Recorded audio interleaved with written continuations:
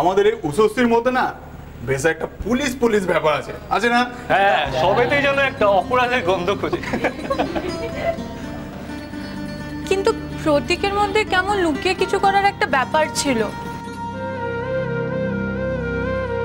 হতে পারে প্রিন্সিপালের ছেলে, তাই বলে ওইভাবে কনফিডেন্সিয়াল ফাইলগুলো ঘাটবে, সেটা কি ঠিক? দেখ, এই কলেজেরই কোনো মেয়েকে হয়তো পছন্দ হয়েছে, আরে তারই নাম ঠিকানা সব খুঁজছিল হয়তো। হ্যাঁ বাবা, দুদিন উষসীর সাথে থেকে তুই তো দেখছি হাফ পুলিশ হয়ে গেছিস। আরে না না, সীতার ছেলেকে উদ্ধার করতে গিয়ে তরুণ গুন্ডাদের হাতে দুঘা খায়, তারপর থেকেই ও পুলিশ হয়ে গেছে একেবারে। হ্যাঁ, আমি মোটেও মার খাইনি রে। না না না, ও মার খায়নি, ও মার খায়নি। ওরা বোধহয় তোকে গোলাপ ফুল দিয়েছিল, তাই না? ভালো হচ্ছে না কিন্তু বলু। আচ্ছা আচ্ছা ঠিক আছে, আর ঝগড়া নয়। লোক ডেকে গলা ধাক্কা দিয়ে তোমাকে আমি বার করে দেবো। নাও গেট লস্ট।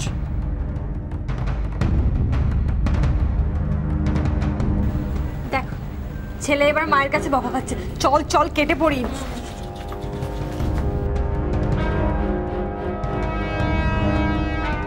এই জমিটা আমাদের চাই মা।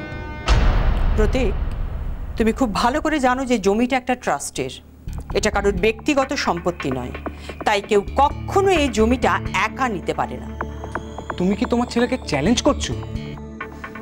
তোমার আর তোমার কাঙ্কারিয়া যদি ক্ষমতা থাকে তাহলে তোমরা জমিটা নাও, কিন্তু হ্যাঁ, একটা কথা মনে রাখো, এই জমিতে কিন্তু একটা কলেজ রয়েছে। To hell with your college. মা, এরকম একটা প্রাইম লোকেশনে এরকম নন প্রোডাক্টিভ কাজ বছরের পর বছর চলতে পারে না। আই সি, কলেজটা নন প্রোডাক্টিভ, তাহলে তোমার প্রোডাক্টিভ কাজটা কি? শপিং মল বানানো? মা, তোমাকে বিজনেসটা বুঝতে হবে। মিস্টার কাঙ্কারিয়া এখানে একটা বিরাট বড় মল করতে চাইছে, শহরের সবথেকে বড় মল। আর সেটা হলে তুমি অনেক রোজগার করবে, তাই তো? দালালির টাকায়। তোমাকে মা এটা করতেই হবে, তোমার ট্রাস্টকে ইনফ্লুয়েন্স করতেই হবে মা। তুমি আমার জন্য এইটুকু করতে পারবে না? কলেজ থেকে কিন্তু ফায়দা আসে না মা। না, করব না। শোনো প্রতীক, তোমার মিস্টার কাঙ্কারিয়াকে বলে দিও যে কলেজটা ফায়দার জন্য চলে না।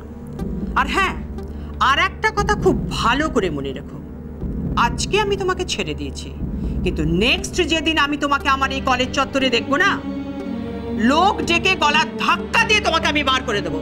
নাও get lost, just get lost.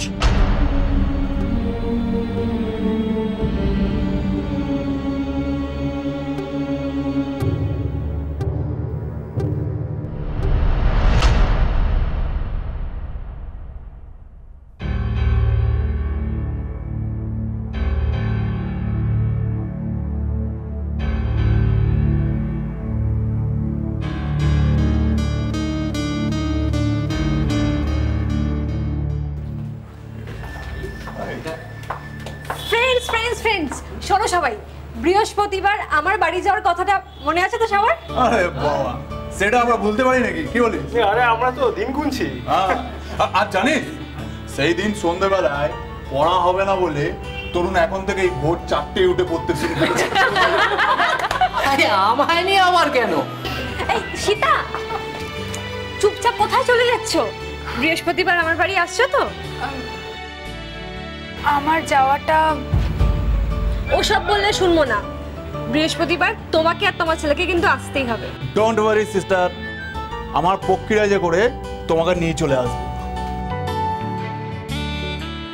তাহলে তো নো প্রবলেম। না না, আবার এবার কিন্তু খারাপ হচ্ছে। আরে ছাড় না, সীতাকে নিয়ে যাওয়ার দায়িত্ব আমার, ঠিক আছে? উষসী, তুমি আর তোমার বড় এসো কিন্তু। তাই না, প্লিজ কিছু মনে করো না। তোমরা তো সবাই জানো আমি আসতে পারবো না গো। ও, তোমার ওই খারুস লেডি হিটলার শাশুড়ি ব্যাগরা দেবে না? ওইভাবে বলো না, সবাই তো একই রকম হয় না, উনি ওনার মতন করে ভাবেন। দেখেছিস কি ভালো বউ আমাদের উষসী। ছাড়ো তো উষসী, তুমি আর তোমার শাশুড়ির হয়ে কথা বলো না। সেদিন তো দেখলাম কি জাতরেল স্যাম্পল রে বাবা, পুরো 440 ভোল্ট। হ্যাঁ, মাথার ওপর মোবাইল রেখে দিলে না ফুল চার্জ হয়ে যাবে। এটা কি হচ্ছে?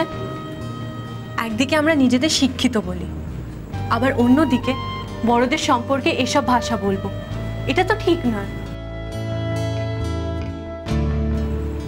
আমাদের কোনো রাইট নেই ওনাকে নিয়ে মজা করার। সরি ডায়না, আমি আসতে পারবো না।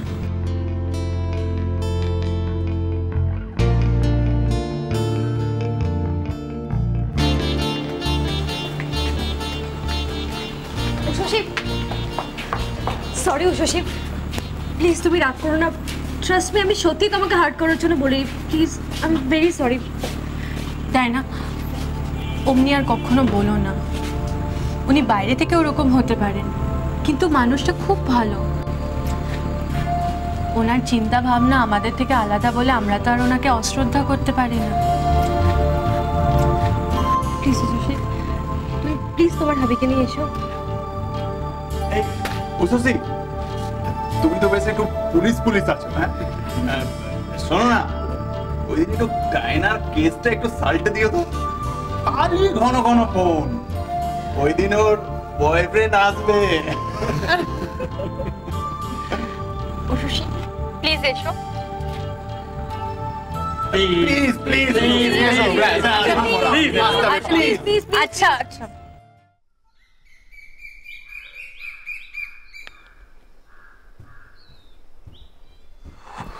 নিশিত, হ্যাঁ মা? একটু বাজার যেতে হবে বাপে, লিস্টিখানা রাখ। ফলগুলো একটু বেশি করে আনিস, মেজবৌমাকে দিতে হয় তো। মা, আমি আসলে অন্যদিকে যাচ্ছিলাম একটা কাজে। ওই নববর্ষের ক্যালেন্ডারগুলো সব আনতে হবে তো। বলছি যে উষসীকে বলে দিই আনতে। উষসী,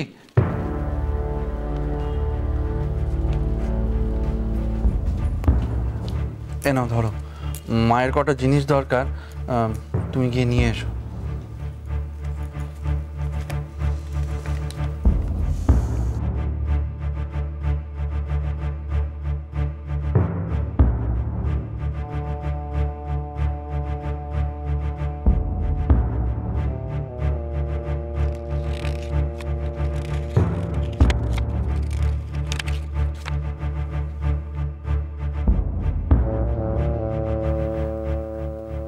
দেরি করো না উষসী, এখনই গিয়ে নিয়ে এসো, কেমন?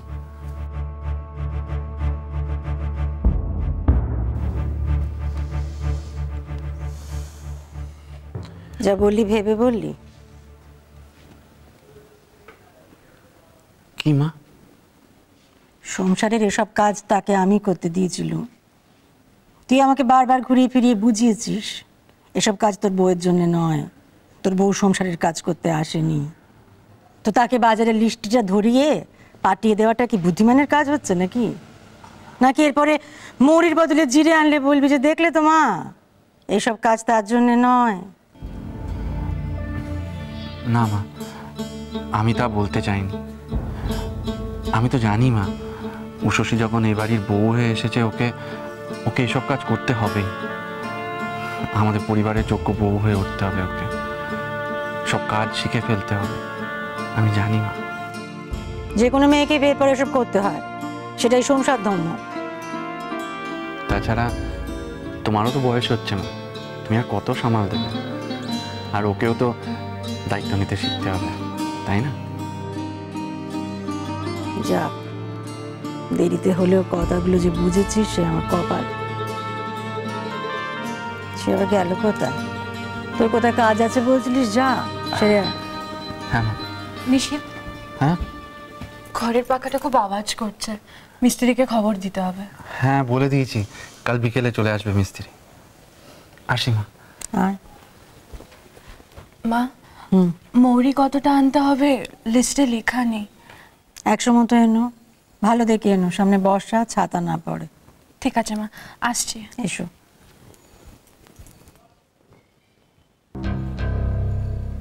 যাক, একদিনে কাজ হয়েছে। এই জন্য মাঝে মধ্যে কড়া কথা শোনানো দরকার।